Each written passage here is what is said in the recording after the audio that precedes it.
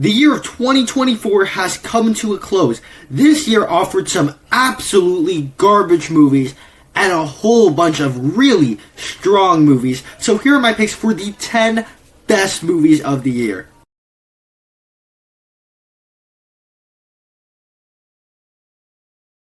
Hi, my name is Nathan, and I talk about a lot of movies on this channel. If you're new here, down below in the comment section, share your picks for your 10 favorite movies that came out in 2024 over on my channel. I have more content like this. Check those out once this video is over. And if you enjoy this video, click the like button. Be sure to subscribe because that really does help a lot.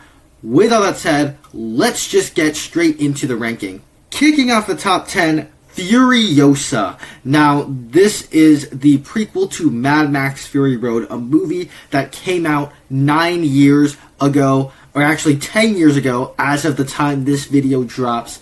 And this movie just follows that up with another epic, action-packed Mad Max movie 9 years after the release of Fury Road. There's a bunch of great new additions here, including Chris Hemsworth being the standout here as Dementus. He just brings this charisma to his character. He steals every single scene that he's in. Do you have it in you to make it epic? Anya Taylor-Joy is fantastic as younger Furiosa. This movie, like Mad Max Fury Road, also just has amazing visuals all throughout it, where these car chases and action sequences with explosions, they're big blockbustery stuff, but they feel sort of believable at the same time because of the amazing visuals that the Mad Max franchise has to offer, and that applies to this movie as well. And it's just a sweeping, large, epic odyssey. It's kind of like in the trailers where they said it was an odyssey. This is kind of like a two-part film. One part focusing on Child Furiosa, the other part focusing on her rise and how that leads into Mad Max Fury Road. Both parts fit together very nicely. They both are very well done and work very well. And as for like a movie that basically just has a standard revenge action plot, it amplifies it through the Mad Maxisms. So for me, this one was definitely one of the best of the year. Number 9, Transformers 1. Now, this movie was just such a pleasant surprise. The marketing, the trailers that they cut for this movie were actually really bad, and this movie was about to come out on my birthday. So I went in really skeptical that I was going to see a bad movie for my birthday. Then I saw it, and it easily ended up to be one of my favorite movies of the year. It's a movie that actually focuses on the Transformers fully set on Cybertron. In the live-action Bayverse films, they are side characters while the humans are promoted. Here, they are fully on Cybertron, and it's about the Transformers, in particular about Optimus Prime and Megatron and their falling out, where they feel like believable characters who know each other, care about each other very well, so it's gut-wrenching to see them fall out. It's much more kind of like a tragedy family film, but even with the tragic story that it does tell, it still is able to have big blockbuster spectacle as well as fan service moments for Transformers fans. I am Megatron! Arise! Optimus Prime. This movie is totally different from all the Transformers movies, but I would say that works to the film's benefit. And to me, that made this easily the best of the Transformers movies, where it's fully about the Transformers, the characters were compelling, the story was tragic, and it's still approachable and appealing to family entertainment. This was a year with a lot of great animated movies, and this was definitely one of them. Number 8, Heretic. Now, I'm not super duper into religious horror, but as soon as I saw this movie, it immediately became one of the best horror movies of the year. It's a very simple, straightforward, lower to mid-budget film about a couple of Mormon missionaries who go to this guy's house to preach to him, and they end up getting trapped and they have to try to escape. Feels simple enough. But this movie has a very exceedingly sharp script. What I mean by that is that the horror of this movie is very, very dialogue based. I am Catholic myself, and I just found myself so invested in everything that Hugh Grant's character had to say about what was going on in the movie. He challenges the two characters' faith in this movie, and it's so fascinating and interesting. Hugh Grant also just delivers an amazing performance in this movie, where he was in a bunch of rom-coms in the 90s, and now he's in this horror movie that's a bit edgier. He still has his charm, he's still horrifying, but he also feels so normal at the same time. He just delivers a fantastic performance, and the performance is able to add some tension that's unlike other horror movies, because the tension is all dialogue based.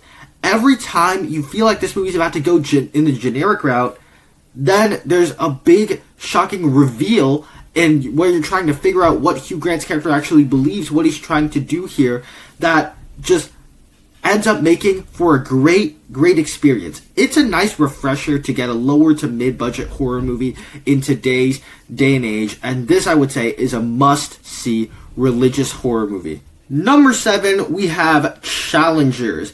Now, what I love about sports movies is that they have sports sequences in them as the tense moments, but they're also really just character studies. Rocky being the quintessential one, but this one is a very different type of character study in a sports movie. It is, of course, a character study of 3 people, and these 3 leads are played by actors that can just act and perform really well, and they do in this movie. But adding to that, the leads in this movie are just so fascinating while being terrible people. They are not good characters. They are not kind-hearted or anything like that.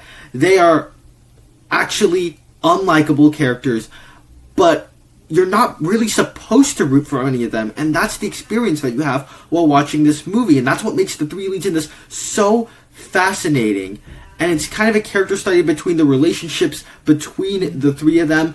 Adding to that, the movie just has so much style to it in the way it does its tennis sequences, where the camera is just sometimes following the ball around. Sometimes it'll visualize what's going on underneath the court so that you can see it. It's just very, very stylized, and the way it's structured, I thought, added to the experience. It is a non-linear structure, and when it does those sequences and it reveals more information about the characters, it just adds more tension than there was previously, and thus it adds to the experience of watching this movie. All in all, this was just a smart, highly entertaining movie. Number 6, Inside Out 2. Of all the movies that I saw this year, this might be the most relatable film of the year. Or maybe even just one of the most relatable movies, period. This movie, what it does so well is that it expands on what the first film set up while exploring different themes at the same time. It expands on the first by adding new characters and aging Riley a little bit. But when you age Riley a little bit, it explores teenage angst. And as a teenager, as somebody in high school, this movie was just right up my alley, and it resonated with me on so many different levels. Adding to that, there are great new emotions coming with teens, and one of them includes anxiety, who is the standout new character of this movie, where she's always optimistic, she's always trying to look for the better route for Riley, she's looking out for her, while also being so overshadowed and sort of like so scared of all the bad outcomes. All of us has had that experience as a teenager, and in the theater, I was just thinking, this is a really, really relatable movie. And because it related to me at this particular moment of time in my life, it just was able to tug at the heartstrings at just the right moments, like what Pixar used to do. This is a great return to form for Pixar. I hope they continue doing more emotional movies like this, and I think that this is the best Pixar film that has released within their past few years, and also the best animated movie of the year. Kicking off the top 5, Anora. This is a movie that kind of came out of nowhere to me. I didn't watch this one in the theater, but I'd seen the trailer for it one time before the movie Cuckoo played, and I saw that. But when I saw this movie, it ended up just being a real pleasant surprise. I'd only heard positive things about it, and so I checked it out. It was a really good movie. I don't typically watch these types of movies. The basic premise of it is that a young Russian guy, he marries a stripper in order to not return to the United States, and his family is absolutely livid about this, so they try to do everything in their power to annul this marriage. You get some great performances here, especially from Mikey Madison in this movie, where this is kind of a breakout role after she did Scream 5 a couple years ago. It just has lively characters. It has this chaotic and manic energy all throughout it that makes it a wildly entertaining film, especially in the middle act of the movie. But what it does really well also that I wasn't really expecting was that it dives into sort of ideas and themes about sort of these fake relationships. Who is in the relationship just to stay in the United States? Who's really in it? And then also it's kind of a character study of this girl that's always felt like she's had an unfulfilling life and wants to get out of it, and has that opportunity that is soon to be taken away from her. And I thought it just dived into those ideas perfectly well, and it made for a movie that actually, by the end of it, is quite emotional, where you actually feel for the characters in this film. So this one was chaotic. It was funny several times in it. It was manic. It was kind of emotional at the same time. And so this was just a really good movie. Number 4, Dune Part 2. Now, Dune Part 1 was a very good movie, but it ended on sort of a cliffhanger, and they absolutely paid all of that off with Dune 2. And it's an epic sci-fi adventure, even more so than the first one, and in doing so, improves upon its predecessor. This film, much like the first film, just has an immaculate production and massive set pieces, where it is big blockbuster sci-fi, but it's more serious big blockbuster sci-fi, and the set pieces are just gorgeous to look at. The shots in this movie, the frames of this movie, the sequences, just absolutely gorgeous, especially when you get to the third act, but all throughout this movie as well. And even with the great visuals, it tells a really good, compelling story. It's kind of about Paul's rise after Dune Part 1, and it's also kind of about Paul's fall after Dune Part 1. It kind of does that at the exact same time very well. Where the film, by the end of it, where all of the things have been set up with Paul, the Atreides, the Harkonnen, all that has been set up. So when you get to the third act of it, it's epic, it's moving, and it can be victorious and also gut-wrenching at the same time. Dear God, it's beautiful. And I just thought that it did that so well. I cannot wait for the finale to this Dune saga, and it was just a great setup in general that made me excited for Dune Part 3. Kicking off our top 3, Juror number 2. This was actually the very last movie that I watched in the year 2024. I wanted to watch it before doing this video. This was the reason I delayed doing this video, because I had a feeling that it might have ended up in the top 10. Very glad I watched it because it's in the top 3 now. Anyways, I would say this is easily the most underwatched film of 2024. I want more people to go watch this movie. I would recommend this to all of you guys watching right now that haven't seen this movie, because it just had a really weird release schedule, because it's a film from Clint Eastwood. It's a kind of a courtroom drama, but it's focused more on the jury. It stars Nicholas Hoult, Toni Collette, J.K. Simmons has a role in there. The David Falk character from Air is in it. And this movie it had a very, very limited release. It's like they were trying to hide it like it was garbage, and it's just not. Why did you do this? And so this movie had a very weird release schedule where barely anybody was able to see it. It's on HBO Max. All of you guys should go watch this movie. Anyways, I'm not going to spoil what the premise is. I didn't really know what the premise was before watching this movie, and it's better like that. But this movie is just a thrilling, morally conflicting court drama about this guy that sort of finds out he has a deep connection to this case that he's been selected to be one of the jurors of, and it's a morally conflicting film where it's a smart film that has no good endings.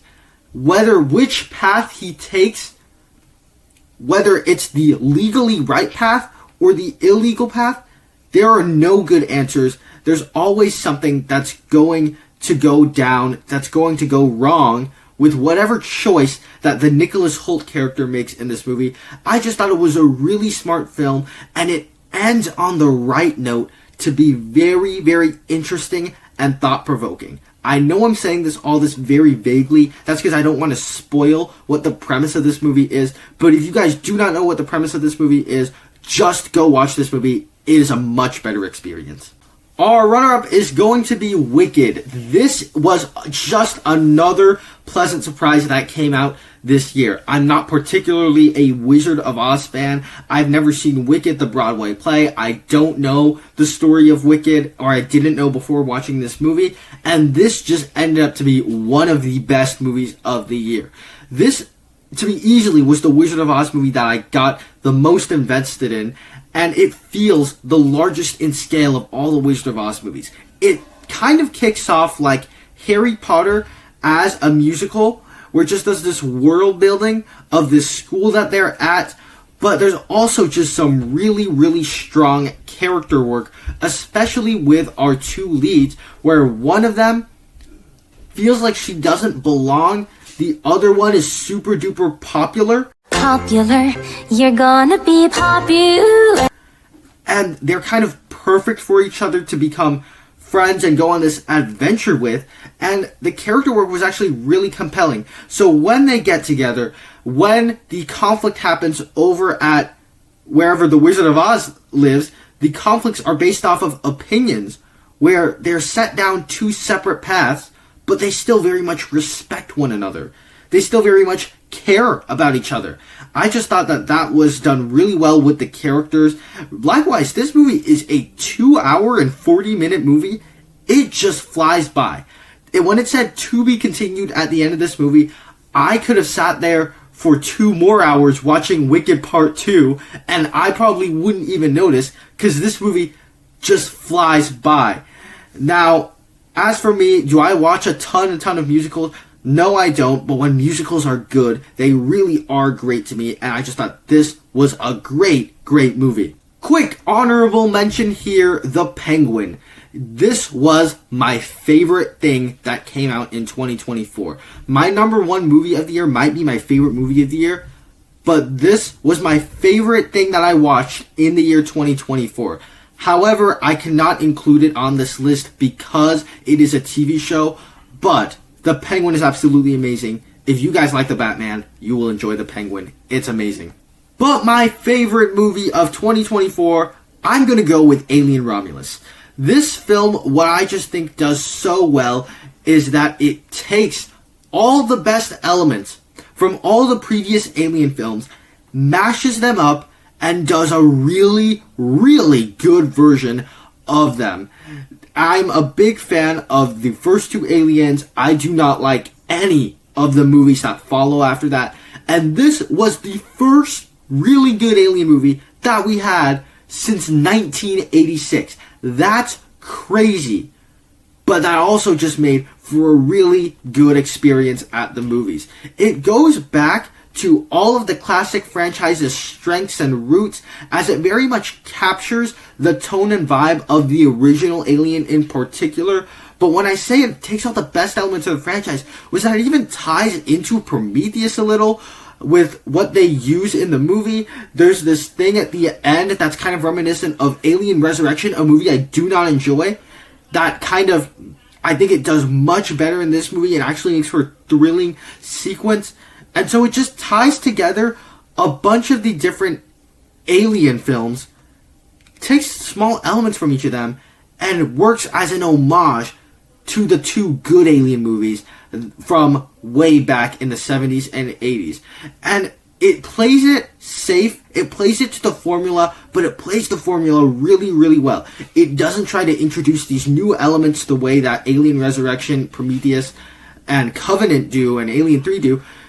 It just plays to the formula, and it does it really, really nicely. But as it plays to the formula, it doesn't ever feel like a rehash of the original Alien, primarily due to the two main characters who have a brother-sister sort of relationship going on there that also ties into small themes in the movie about brothers and sisters and how much would you trust like an artificial person in the Alien franchise while still delivering all the thrills of the Alien franchise.